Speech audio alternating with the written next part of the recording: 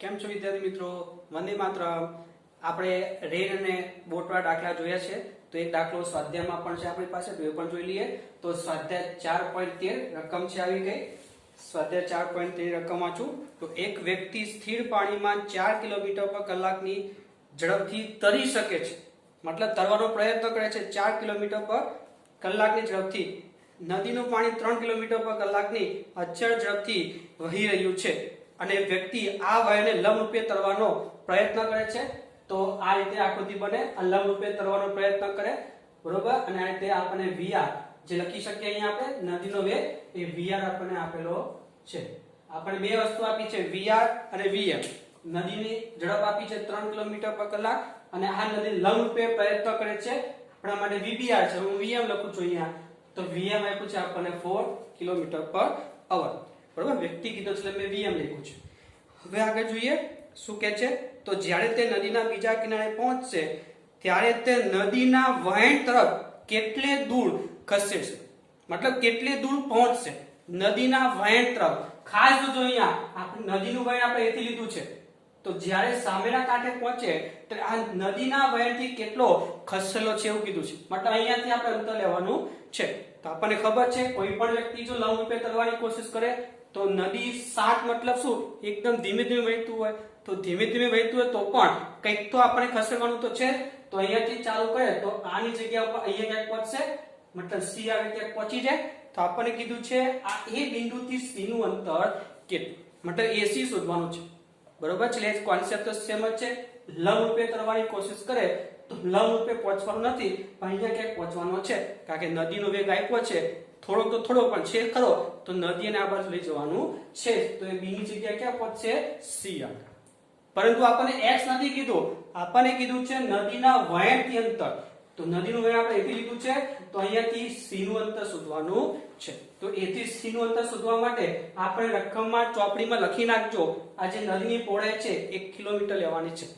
નદીની પહોળાઈ 1 કિલોમીટર લેવાની છે એવું ચોપડીમાં લખી લેજો, કારણ કે આપ્યું નથી પણ લેવાનું છે ખરું. એટલે કાઉન્સમાં લખી દેવાનું નદીની પહોળાઈ 1 કિલોમીટર લેવી, બરોબર. એટલે આપણી પાસે વીએમ થઈ ગયું 4 કિલોમીટર પર અવર, વીઆર થઈ ગયું 3 કિલોમીટર પર અવર અને ડી બરાબર 1 કિલોમીટર થઈ ગયું.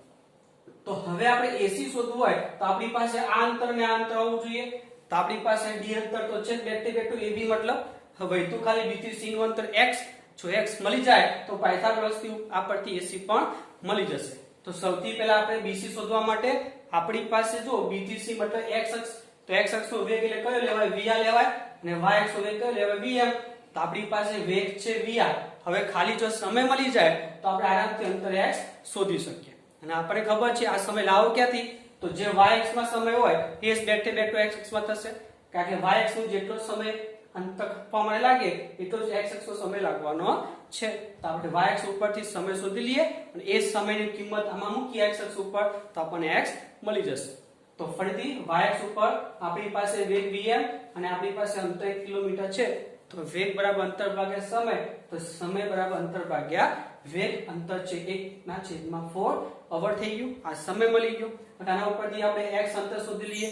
ફરીથી પાછું સેમ સૂત્ર, x અક્ષ ઉપર વેગ બરાબર અંતર ભાગ્યા સમય, તો અંતર બરાબર વેગ ગુણ્યા સમય. હવે x અક્ષનો વેગ લેવાનો vr, તો આપણી પાસે વેગ vr * સમય t. તો vr ની કિંમત 3, t ની જગ્યાએ 1/4, તો આ થઈ ગયું 3/4 કિલોમીટર. તો આ આપણને મળી ગયું x, બરોબર. આ કિલોમીટરમાં છે. હવે આપણી પાસે થઈ ગયું ab, આપણી પાસે થઈ ગયું b થી c નું અંતર, તો આપણને ac મળી જશે. તો શું લખી શકીએ? પાયથાગોરસ ઉપરથી ac નો વર્ગ બરાબર ab નો વર્ગ વત્તા bc નો વર્ગ. તો ab નો વર્ગ એટલે d નો વર્ગ અને bc નો વર્ગ એટલે x નો વર્ગ. તો d આપણી પાસે 1 નો વર્ગ 1 થવાનો અને x એટલે આપણી પાસે 3/4 નો વર્ગ. તો 3/4 નો વર્ગ કરો તો 9/16, લસા કાઢો 16, તો 16 + 9 એટલે 25/16 આ ac નો વર્ગ થયો. તો ac થઈ ગયું વર્ગમૂળ કરી નાખો તો 5/4 કિલોમીટર આપણને અંતર મળી જાય. એટલે ખાસ શબ્દ જોવાના. આપણને ક્યાંથી અંતર કીધું છે? આપણે નદીના વહેણથી કીધું છે, એટલે આપણે ac શોધવાનું છે. તો આ થઈ ગયો રિવર બોટનો એક્ઝામ્પલ. હવે આપણે નવા કોન્સેપ્ટ ઉપર આગળ વધીએ છીએ. નવો કોન્સેપ્ટ છે કયો? રેન અમ્બ્રેલા પ્રોબ્લેમ. મતલબ વરસાદ પડતો હોય તો છત્રી કઈ બાજુ ખોલવી પડે, આવા એક્ઝામ્પલ આવશે. તો જો એક એક્ઝામ્પલ મેં આપ્યો છે બરોબર, કોન્સેપ્ટ પણ કહી શકો, દાખલો પણ કહી શકો. આમાં આપણને કીધું છે કે વરસાદ નીચે તરફ પડી રહ્યો છે કેટલી ઝડપથી 40 કિલોમીટર પર કલાક. તો જો વરસાદ નીચે તરફ પડી રહેલો છે અને જમીન ઉપર આપણે જોઈએ તો જમીનની સાપેક્ષમાં વરસાદનો વેગ લખી શકીએ આપણે આ રીતે રહી. તો તે VRG બરાબર 40 કિલોમીટર પર કલાક. તો આપણે એક વ્યક્તિ જમીન ઉપર સ્થિર ઉભેલો છે, વ્યક્તિ જમીન ઉપર ઉભેલો છે તો જમીનની સાપેક્ષમાં મેં વ્યક્તિનો વેગ થઈ ગયો 0. તો આ વ્યક્તિને આ વરસાદથી બચવું હોય તો છત્રી કઈ દિશામાં ખોલવી પડે. આવો એક્ઝામ્પલ પૂછે, તમને વેગ આપી દો હોય વરસાદનો, તમને વ્યક્તિ સ્થિર કે ગતિ કઈ પણ કરતું કીધેલો હોય અને પૂછે કઈ દિશામાં હંકારવી જોઈએ, દિશા મતલબ થીટા. તો આપણે થીટા શોધીએ. તો જો સૌથી પહેલા આગળ કયો કે હવે VRG ના આપેલો હોય તો જમીનની સાપેક્ષ લઈ લેવાનો. તો જમીનની સાપેક્ષ વરસાદનો વેગ, આ જમીનની સાપેક્ષ વ્યક્તિનો વેગ. તો હવે આ જે વ્યક્તિ છે છત્રી કઈ દિશામાં ખોલે, તો પહેલા તો આને વરસાદ કઈ દિશામાં અનુભવે એ પ્રમાણે છત્રી ખોલે. વરસાદ સીધો અનુભવે, વરસાદ ત્રાંસો અનુભવે એ પ્રમાણે છત્રી ખોલે. જો સીધો આવે તો સીધી છત્રી ખોલશે, ત્રાંસો આવે તો ત્રાંસી છત્રી ખોલે. તો સૌથી પહેલા આપણે આને અનુભવતો વરસાદનો વેગ લખવો પડે. મતલબ અહીંયા ઉભા ઉભા વરસાદ જોવે તો વરસાદ કઈ બાજુ પડે, કેટલી ઝડપથી પડે એ જોવું પડે આપણે. તો લખવાનું પહેલા VRM મતલબ વ્યક્તિની સાપેક્ષમાં વરસાદનો વેગ, મતલબ વ્યક્તિ વરસાદને કઈ સ્પીડમાં જોવે છે એ ખાસ જોવું પડે. તો જો આ જે સ્પીડ છે એ જમીનની સાપેક્ષમાં છે અને આપણે ખરેખર કોની સાપેક્ષે જોવું પડે, વરસાદની સાપેક્ષ. કારણ કે વરસાદ જો સીધો આવતો હોય તો વ્યક્તિને છત્રી સીધી ખોલવી પડે, વરસાદ ત્રાંસો આવતો હોય તો ત્રાંસી ખોલવી પડે. એટલે સૌથી પહેલા VRM શોધવું પડે આપણે, મતલબ વ્યક્તિને અનુભવાતો વરસાદનો વેગ. તો ચલો એ આપણે શોધી લઈએ. તો આપણી પાસે VRM બરાબર સૂત્ર છે VR - VM સાપેક્ષ વેગનું. બંને જમીન સાપેક્ષ લખી શકીએ આપણે. તો થઈ ગયું VRG - VMG. બરોબર છે. હવે VRG કેટલું છે 40 નીચે તરફ છે, સદિશ છે તો સદિશ સ્વરૂપ લખીએ તો y માં નીચે તરફ એટલે -40j કેરેટ. બરોબર, અને આ તો 0 છે તો આપણને VRM કઈ બાજુ મળે, -40j. મતલબ આ વ્યક્તિને વરસાદ કઈ બાજુ લાગશે, -40j. મૂલ્ય 40 અને j માઈનસ મતલબ નીચે તરફ જ લાગશે. તો આવી આકૃતિ પછી બનાવી દેવાની. આ x અક્ષ અને y અક્ષ. તો પરિણામી વેગ કઈ બાજુ લાગે છે અને નીચે તરફ લાગે છે VRM, જેનું મૂલ્ય છે 40. હવે આપણને ખબર વરસાદ જે બાજુ અનુભવ થાય એને વિરુદ્ધ દિશામાં આપણે છત્રી ખોલવી પડે. જો વરસાદ ઉપરથી આવતો હોય તો છત્રી ઉપર વિરુદ્ધ દિશામાં ખોલવી પડે, વરસાદ આમથી આવતો હોય તો એની વિરુદ્ધ દિશામાં ખોલવી પડે. તો વરસાદ લાગે છે નીચે તરફ તો છત્રી ખોલવી પડે આપણે ઉપર અને વિરુદ્ધ દિશામાં ખોલવી પડે. તો આ છત્રી ઉધ્વ દિશામાં ખોલવી પડે. θ 90 તમે કહી શકો જો x અક્ષ સાથે લેવો હોય તો, અને y અક્ષ સાથે લેવો હોય તો θ 0 તમે બોલી શકો છો. આ રીતે સૌથી પહેલા કઈ દિશામાં કે એટલે પહેલા VRM શોધી લેવાનું. VRM મળે અને વિરુદ્ધ દિશામાં છત્રી ખોલવાની થશે. બરોબર છે. જો હજી આગળ જોઈએ આપણે. અહીં આપણે વ્યક્તિને સ્થિર આપેલો છે. હવે બીજા દાખલામાં વ્યક્તિને આપણે ગતિ કરાવીએ તો શું ફરક પડે જોઈએ. જો તો સેમ વરસાદ પડે છે નીચે તરફ 40 કિલોમીટર પર કલાક એટલે વરસાદનો વેગ જમીનની સાપેક્ષ લખાય. હવે આ વ્યક્તિ છે ગતિ કરે છે, તમે સાયકલ ઉપર બેસાડો, ગાડી પર બેસાડો, કઈ પણ ગતિ કરતું દર્શાવો તો એની ઝડપ આપી છે 30 કિલોમીટર પર કલાક. જમીનની સાપેક્ષ એની ઝડપ કહેવાય આપણા માટે. તો આ થઈ ગઈ 30, આ 40 થઈ ગઈ. તો સેમ સોલ્વ પાછો છત્રી કઈ દિશામાં ખોલવી પડે એટલે θ શોધવાનો. તો આપણી પાસે VRG સદિશ સ્વરૂપ લખીએ, નીચે તરફ છે અને -40j કેરેટ અને આ x અક્ષમાં ગતિ કરે છે એટલે 30i કેરેટ. તો આપણને ખબર ક્યારે પડે છત્રી કઈ દિશામાં ખોલવાની, તો સૌથી પહેલા VRM જોઈ લેવાનું. VRM જે બાજુ હોય એને વિરુદ્ધ દિશામાં ખોલવાની. તો VRM શોધી આપણે. તો ચલો VRM બરાબર VR - VM બંને જમીન સાપેક્ષ લખી શકો. તો થઈ ગયું VRG - VMG. VRG કેટલું તો ભાઈ -40j, આ માઈનસ અને VMG કેટલું 30i. મતલબ તમારી જે પરિણામી જે ઝડપ થાય આ વ્યક્તિને જે વરસાદ દેખાય એ -40j અને -30i દિશામાં મળે. તો આના ઉપરથી પછી આપણે આકૃતિ બનાવી દેવાની x અક્ષ ને y અક્ષ ઉપર. તો જો x અક્ષ કેટલો છે -30 એટલે આ બાજુ અને y અક્ષ કેટલો છે -40 તો કઈ બાજુ આવે નીચે તરફ. તો -30 અને -40 એનો પરિણામી થઈ ગયો આપણો VRM. આ તેના ઘટકો થાય ને, પરિણામી થઈ ગયો VRM અને x ઘટક -30 અને y ઘટક -40, તો ઘટકો દોડીને પરિણામી VRM શોધી લેવા. તો આ થઈ ગયો VRM ની દિશા. તો છત્રી કઈ બાજુ ખોલવી પડે? આ VRM ની વિરુદ્ધ દિશામાં. તો VRM છે આમ, તો છત્રી આપણે આમ ખોલવી પડે, જે y અક્ષ સાથે θ ખૂણો બનાવે છે. તો આ દિશામાં છત્રી ખોલવી પડે. તો જો અહીંયા θ હોય તો અહીંયા પણ θ જ થાય. તો θ કેટલા શોધવાનો? જો અહીંયા આ સદિશ 30 છે, તો તમે અહીંયા 30 લખી શકો અહીંયા. તો આપણી પાસે સામેની બાજુ થઈ ગઈ અને આપણી પાસે પાછળની બાજુ છે, તો આપણે tan θ નો ઉપયોગ કરી શકીએ. 30/40 એટલે 3/4, તો θ થઈ ગયો 37, મતલબ y અક્ષ સાથે 37 અંશના ખૂણે છત્રી ખોલવી પડે, જેથી વરસાદ એને નડે નહીં. તો અહીંયા સુધી પૂછી શકે. પછી એક્સ્ટ્રા કઈ પૂછવું તો શું પૂછી શકે? કે આ વ્યક્તિને વરસાદ કેટલી ઝડપથી પડતો દેખાય, મતલબ VRM. આ વ્યક્તિને વરસાદ કેટલી ઝડપથી પડતો દેખાય, મતલબ વ્યક્તિની સાપેક્ષમાં વરસાદની ઝડપ. તો આના ઉપરથી મૂલ્ય મળી જાય. મૂલ્ય એટલે ઘટકોના વર્ગોનો સરવાળો. x અક્ષ ઘટક -30 નો વર્ગ અને y અક્ષ ઘટક -40 નો વર્ગ. 900 અને 1600 2500 નો વર્ગ થયા 50. એટલે પૂછે તો 50 કિલોમીટર/h કહી શકો તમે. તો જો ધ્યાનથી તમે અહીંયા બંને કિસ્સામાં અહીંયા આપણે VRM કેટલું મળ્યું? તો અહીંયા VRM મળ્યું 40 છે, બરોબર. વરસાદ પડતો તો 40 અને VRM પણ 40 છે. અહીંયા વરસાદ પડતો તો 40 પણ આપણે VRM લેવું 50. મતલબ જો વ્યક્તિ ગતિ કરતો હોય તો વરસાદ જે ઝડપથી પડે એના કરતા વધારે ઝડપ આપણને અનુભવાય. પણ જ્યારે વ્યક્તિ સ્થિર હોય તો જે વરસાદ પડે છે એ ઓરિજિનલ આપણે ઝડપ અનુભવાય, બેઠે બેઠી ઓરિજિનલ આવે. પણ જો અહીંયા વ્યક્તિ ગતિ કરતો હોય તો વરસાદની જે સ્પીડ હોય એના કરતા આપણને વધારે સ્પીડ અહીંયા દેખાય છે. એટલે આ અનુભવ તમે કરેલો હશે ચોમાસામાં. જો તમે ઊભા હોય તો વરસાદ જેટલી સ્પીડમાં આવે એ જ બેઠો અનુભવો. તમે બાઇક ઉપર જતા હોય તો તમને એવું લાગશે કે વરસાદ જોરથી પડે છે, પણ પડે છે ધીમો હોય. પણ વરસાદ તમે ગાડીમાં જતા હોય એટલે તમને વધારે પડતો અનુભવાય. કારણ શું છે? આ કે તમે જો ગતિ કરતા હોય તો સાપેક્ષ વેગના કોન્સેપ્ટથી જે તમને અનુભવાતો વેગ હોય વરસાદનો એ વધી જાય, જે ઓરિજિનલ એના કરતા. તમે સ્થિર હોય તો એ જ અનુભવાય, પણ તમે બાઇક ઉપર જતા હોય તો તમને વધારે ઝડપ અનુભવાશે. એનું રીઝન છે જો નોટ લખી છે મેં. જો વ્યક્તિ સ્થિર હોય તો વરસાદ ઉપરથી આવે એવું લાગે, સીધે સીધું. આ જ એક્ઝામ્પલ. પણ જો વ્યક્તિ ગતિ કરતો હોય તો વરસાદ θ ખૂણે લાગે, તથા θ ખૂણે તો લાગે જ આ રીતે, પણ એ વરસાદની ઝડપ કરતા વધારે ઝડપ અનુભવશે. જે બાઇક ચાલક હશે એને વરસાદ કેવો અનુભવાશે? જે ઓરિજિનલ વરસાદની ઝડપ છે આપણી કઈ હતી 40, એના કરતા વધારે સ્પીડમાં અનુભવ થશે. એટલે અનુભવ તમે કરેલો હશે, બરોબર છે. નેક્સ્ટ જોઈએ ઉદાહરણ નંબર 4.6. તો રકમ જોઈએ આપણે ઉદાહરણ નંબર 4.6 ની. શું કહે છે ઉદાહરણ નંબર 4.6? તો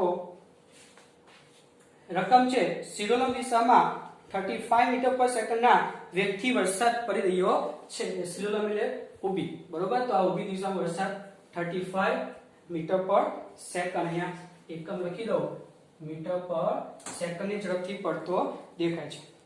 કોઈ મહિલા પૂર્વથી પશ્ચિમ દિશામાં 12 મીટર પર સેકન્ડ ની ઝડપથી સાયકલ ચલાવી રહી છે. પૂર્વથી પશ્ચિમ, તો આ બાજુ પૂર્વ તો આ બાજુ પશ્ચિમ ધારીએ. તો કોઈ મહિલા પૂર્વથી પશ્ચિમ એટલે આ બાજુ, એટલે મહિલાની ઝડપ આપી છે આ બાજુ 12 મીટર પર સેકન્ડ. આ મહિલા માટે, બરોબર, ચલાવી રહી છે. તો વરસાદથી બચવા માટે તેણીએ કઈ દિશામાં છત્રી રાખવી જોઈએ?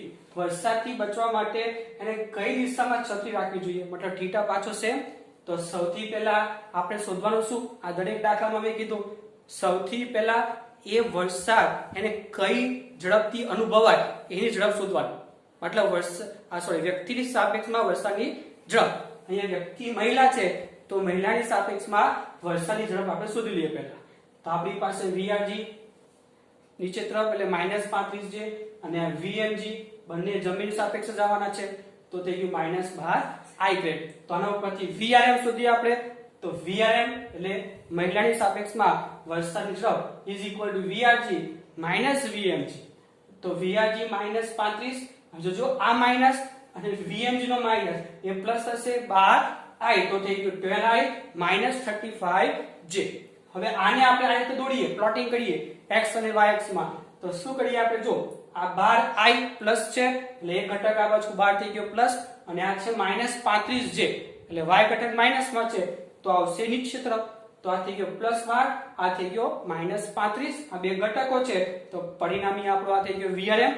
બરોબર, તો VRM આ બાજુ તો વિરુદ્ધ દિશામાં આપણે છત્રી ખોલવી પડે, તો છત્રી આ બાજુ ખોલવી પડે, જે y અક્ષ સાથે θ ખૂણો બનાવે છે. તો અહીંયા θ, તો અહીંયા θ. તો આના ઉપરથી ફરીથી સેમ કોન્સેપ્ટ, આપણી પાસે 12 છે તો આને આપણે 12 લખી શકીએ. તો ફરીથી પાછું tan θ બરાબર સામેની બાજુ છેદમાં પાછળની બાજુ, સામેની બાજુ 12 છેદમાં પાછળની બાજુ 35. તો ભાગાકાર થશે 0.34 29. અને log ટેબલ તમને જોતા આવડે છે તો 10 માં log ટેબલ જોઈ લેવાનું. 0.34 29 નજીક વાળું તો આવશે 18 ડિગ્રી ને 56 મિનિટ. આ દિશામાં છત્રી ખોલવી પડે ને હંમેશા θ આપણે y અક્ષ સાથે આ દાખલામાં લઈએ છીએ લખી દેવાનું નીચે. સિદ્ધલંબ સાથે 18 ડિગ્રી ને 56 ખૂણે છત્રી ખોલવી પડે. જો x અક્ષ સાથે ખૂણો લેવો હોય તો આ જે θ મળ્યો છે 90 માઈનસ કરી દેવાનો, x અક્ષ સાથેનો ખૂણો પણ મળી જાય. જે તમને પૂછેલો હોય એ θ શોધી લેવાનો. બરોબર છે, એટલે સિમ્પલ દાખલા છે. તમે હવે લખી લો. ચાલો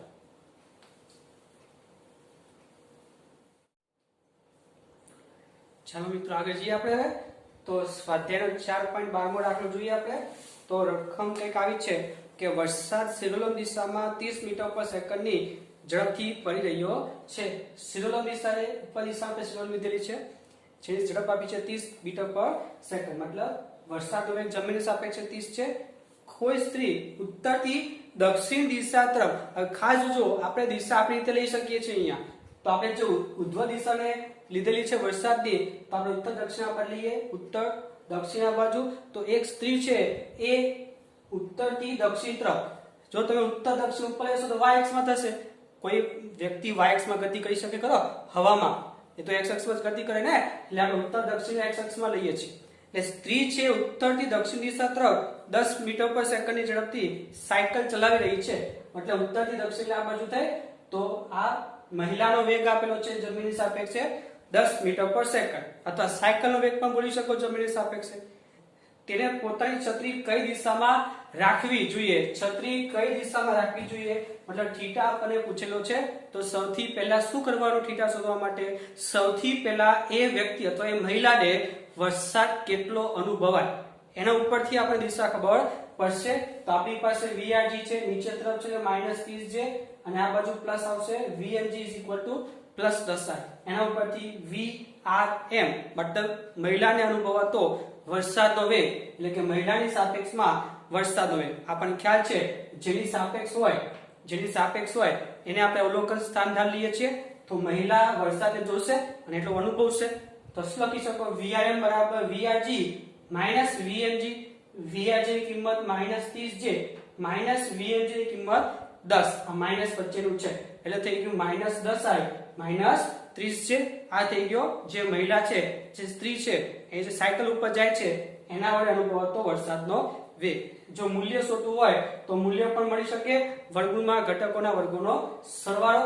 તો -10 નો વર્ગ થાય 100 અને -30 નો વર્ગ થાય 900, એટલે થઈ ગયો 1000. 1000 નું વર્ગમૂળ કાઢો તો 10 વર્ગમૂળમાં 10 મીટર પર સેકન્ડ. તો દિશા દોરી આપણે VRM ની x ને y દોરીને. તો જોજો x અક્ષમાં -10 એટલે x માઈનસમાં છે આ બાજુ થયું, અને જે માઈનસ તો 30 આવશે નીચે તરફ માઈનસ, તો 10 આ 30. તો પરિણામી VRM કઈ બાજુ મળે? આ બાજુ વચ્ચે આપણને મળે. તો VRM જે બાજુ છે એની વિરુદ્ધ દિશામાં છત્રી ખોલવી પડે. તો છત્રી અહીંયા ખોલવી પડે, જે y અક્ષ સાથે θ ખૂણો બનાવે છે. આ 10 ને આપણે નીચે લખી શકીએ. તો આ 10 થઈ ગયું સામેની બાજુ, અને આ 30 થઈ ગયું પાછળની બાજુ. તો tan θ બરાબર સામેની બાજુ છેદમાં પાછળની બાજુ લખી શકીએ ને. આ જે 10 છે ને આપણે અહીંયા લખી દઈએ. તો સામેની બાજુ થઈ ગઈ 10 અહીંયા, અને 30 થઈ ગઈ પાછળની બાજુ. તો tan θ બરાબર 1/3 0.3333. log ટેબલમાં જોજો તો તમને θ મળશે 18 ડિગ્રી અને 26 મિનિટ જેટલો મળી જશે. એનો મતલબ વરસાદની દિશા સાથે, વરસાદ આપણે આ દિશામાં રહેલો છે તો વરસાદની સાથે આટલા અંશના ખૂણે છત્રી ખોલવી પડે. એકદમ સિમ્પલ દાખલા છે મિત્રો. જો હજી નેક્સ્ટ જોઈએ આપણે. આવો કોઈ આપણી પાસે દાખલો છે. હમણાં સુધી દાખલામાં આપણે વરસાદને y અક્ષમાં ધારતા હતા. હવે એવું બની શકે કે વરસાદ θ ખૂણે તમને આપેલો હોય, તેમાં પણ શું થાય જોઈએ આપણે. તો જો વરસાદ આપ્યો છે θ અંશના ખૂણે, વરસાદ આમ પડે છે જે x અક્ષ સાથે 37 અંશના ખૂણે પડે છે, અને એની ઝડપ આપી છે 50 કિલોમીટર પર અવર. તો વરસાદથી બચવા માટે મહિલાને છત્રી કઈ દિશામાં ખોલવી પડે? તો ફરીથી પાછો કોન્સેપ્ટ એ જ છે, બરોબર? મહિલાને સ્પીડ પણ આપી છે 40 કિલોમીટર પર અવર, તો આ થીટા ખૂણે વરસાદ પડે છે અને મહિલાની ઝડપ આપી છે અને આપણે કીધું છે કે છત્રી કઈ બાજુ ખોલી. કોન્સેપ્ટ તો એ જ છે, છત્રી ખોલવા માટે સૌથી પહેલા VRM શોધવું પડે. તો આપણે VRM શોધવા માટે પહેલાના ઘટકો લખી દઈએ. તો આ 37 અંશના ખૂણે છે, આપણું મૂલ્ય છે 50. તો આ થીટા ખૂણે 37, તો જે અક્ષમાં થીટા હોય તે cos લેવાય. તો આ થઈ ગયું 50 cos 37 અને આ ઘટક થઈ ગયો 50 sin 37. cos 37 એટલે 4/5, તો આ 10 અને 4 શું થઈ ગયું 40 અને આ ઘટક sin 37 મતલબ 3/5, તો આ 10 અને 3 મતલબ 30. તો મતલબ જે આપણે VRG ધાર્યો છે નો x ઘટક થઈ ગયો 40, y ઘટક થઈ ગયો 30. તો VRG લખી શકીએ આપણે 40i caret minus 30j caret, અને એવું જ VMG આપણને x અક્ષમાં છે તો એ થઈ ગયું 40i. તો હવે શોધી લઈએ આપણે VRM. મહિલાને અનુભવાતો વરસાદનો વેગ is equal to VRG minus VMG. VRG ની જગ્યાએ 40i માઈનસ 30j અને VMG is equal to 40i. તો 40 કેન્સલ થઈ જાય તો વધે ખાલી 30j. મતલબ મહિલાને વરસાદ કઈ દિશામાં લાગશે? નીચે તરફ લાગશે, માઈનસ છે એટલા માટે. અને મૂલ્ય 30 લખી શકો તમે કિલોમીટર પર અવર. હવે દિશા મળી ગઈ VRM ની, નીચે તરફ છે VRM, તો ઓબ્વિયસલી છત્રી ક્યાં ખોલવી પડે? ઉપર ખોલવી પડે. મતલબ છત્રી ઉર્ધ્વ દિશામાં ખોલવી પડે. ખબર પડી ગઈ અહીંયા આપણને. જો થીટા લખવું હોય તો y અક્ષ સાથે 0 ખૂણો થઈ ગયો, કારણ કે છત્રી y અક્ષ ઉપર છે, તો થીટા 0 લખી શકો લખવું હોય તો. તો આ રીતે તમે કોઈ પણ વરસાદ ટ્રાન્સફર પડતો હોય કે સીધો, કોન્સેપ્ટ એક જ છે કે VRM શોધીને પછીની વિરુદ્ધ દિશામાં છત્રી ખોલવી પડે. તો જો ટ્રાન્સફર હોય તો ઘટકો આવે, અને સીધું હોય તો સિમ્પલ એક જ યાં આવશે. બરોબર છે? તો આ થઈ ગયો આપણો દાખલો. હવે નેક્સ્ટ દાખલો જોઈએ આપણે. તો જો થોડો મસ્ત દાખલો છે આ. તો એક વ્યક્તિ સમક્ષિતિજ રોડ પર 8 કિલોમીટર પર કલાકની ઝડપથી દોડે ત્યારે તેનો વરસાદ ઉર્ધ્વ દિશામાંથી પડતો દેખાય. મતલબ કોઈ વ્યક્તિ હોય એ આ x દિશામાં 8 ની સ્પીડમાં જતો હોય તો વરસાદ એને ક્યાં લાગે? ઉર્ધ્વ દિશામાં લાગે. બરોબર? પછી તે તેની ઝડપ 12 કિલોમીટર પર કલાક જેટલી વધારે છે. મતલબ પહેલા 8 ની સ્પીડમાં દોડતો હતો, હવે દોડે છે 12 ની સ્પીડમાં, જેથી વરસાદ ઉર્ધ્વ દિશા સાથે 30 અંશના ખૂણે પડતો દેખાય. પહેલા સીધો લાગતો હતો, હવે 30 અંશના ખૂણે લાગશે. તો રોડની સાપેક્ષે વરસાદની ઝડપ અને વરસાદની દિશા શોધવાની છે. રોડ એટલે જમીન, જમીનની સાપેક્ષે વરસાદ કેટલી સ્પીડમાં પડે છે એ અને એની થીટા મતલબ દિશા શોધવાની છે. બરોબર? તો હવે જોજો ધ્યાનથી. અહીંયા આપણને પહેલા વરસાદ ઉપર અને પછી ત્રાંસો, એવું આપણે બે અલગ અલગ કિસ્સા આપેલા છે. તો સૌથી પહેલા આપણે ઉર્ધ્વ દિશા માટે શોધીએ. ધારો કે વરસાદ કોઈ થીટા ખૂણે પડે છે એવું ધારીએ આપણે. આ ધારો કે વરસાદ ત્રાંસો પડે છે એવું ધારીએ. કારણ કે આપણે વરસાદનો વેગ જાણવો હોય તો બંને કિસ્સામાં અલગ અલગ છે. તો આપણને ખબર નથી ખરેખર વરસાદ કઈ બાજુ પડે છે. આપણે વરસાદનો વેગ શોધવો છે ને, વરસાદની ઝડપ કેટલી, તો આપણને ખબર નથી ખરેખર વરસાદ ક્યાં પડે છે. તો બે અલગ કિસ્સા છે કે પહેલા ઉર્ધ્વ અને પછી ત્રાંસો. હજી આપણને પ્યોર એક્ઝેક્ટ ખબર નથી એટલે આપણે ધારી લઈએ છીએ કે ત્રાંસો પડે છે. જો સીધો પડતો હશે તો કોઈ ઘટક 0 થઈ જશે. ધારો કે આપણે ત્રાંસો લઈએ છીએ પણ જવાબ આપણને સીધો y અક્ષમાં મળશે તો ઓટોમેટિક x ઘટક 0 થઈ જવાનો છે. એટલે આપણે ધારવાનું ત્રાંસુ, પછી જે ઘટક મળે એ કરો. તો ત્રાંસુ ધાર લઈએ તો આ થઈ ગયો વરસાદ. ત્રાંસુ ધાર્યો આપણે તો વરસાદનો એક ઘટક થઈ ગયો x ઘટક અને બીજો થઈ ગયો વરસાદનો y ઘટક. આ બે ઘટક શોધવાના છે એટલે વરસાદ આપણને વેગ મળી જશે.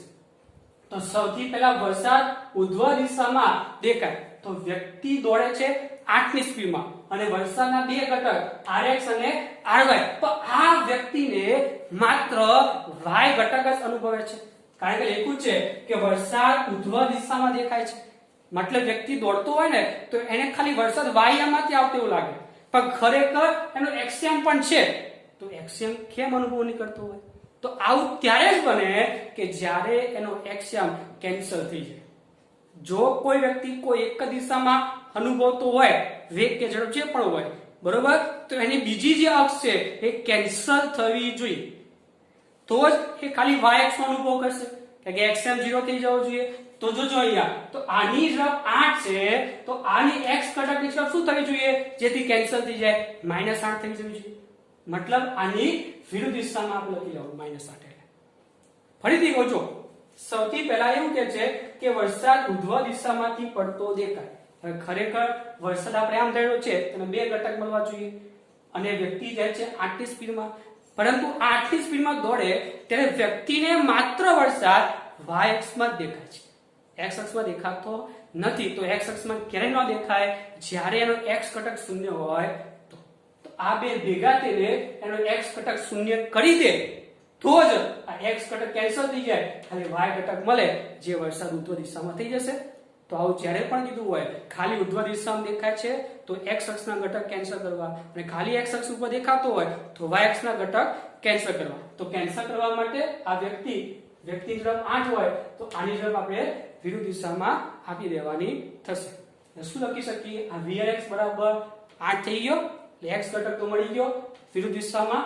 અને આ થઈ ગયો 8 એટલે કેન્સલ થઈ જાય આ બે ઘટક કેન્સલ તો ખાલી એક જ ઘટક મળે vry જે ઉર્ધ્વ દિશામાં છે એવું અનુભવવાનો છે એટલે ખાસ યાદ રાખવાનું કે વરસાદ તો ખાલી y મળે તો વરસાદનો એક્શન કેન્સલ થવો જોઈએ તો કેન્સલ ક્યારે થાય કે જ્યારે આની સાપેક્ષમાં આ વિરુદ્ધ મૂલ્ય ધરાવતો હોય આ 8 છે તો આ મૂલ્ય કેટલું હોવું જોઈએ -8 તો x અક્ષમાં તમે જ્યારે બે નો સરવાળો કરશો તો 0 થઈ જવાનો તો એક આ બાજુ 8 છે તો બીજો આ બાજુ -8 હોવો જોઈએ તો એક ઘટક તો થઈ ગયો હવે vry બાકી રહ્યું ખાલી એટલે આપણને vr ઓટોમેટિક મળી જવાનું તો vry શોધવા માટે બીજો કિસ્સો લેજો અહીંયા કે હવે તેની ઝડપ 12 થઈ જાય છે 8 માંથી વધીને 12 જેથી વરસાદ ઉધ્વ દિશા સાથે 30 અંશના ખૂણે પડતો દેખાય તો જો હવે આકૃતિ આવી બને આ vr આ vrx આ vry આ વ્યક્તિ હવે 12 સ્પીડમાં દોડે છે 12 સ્પીડમાં દોડે જેથી વરસાદ એને ઉધ્વ દિશા સાથે 30 અંશના ખૂણે લાગે છે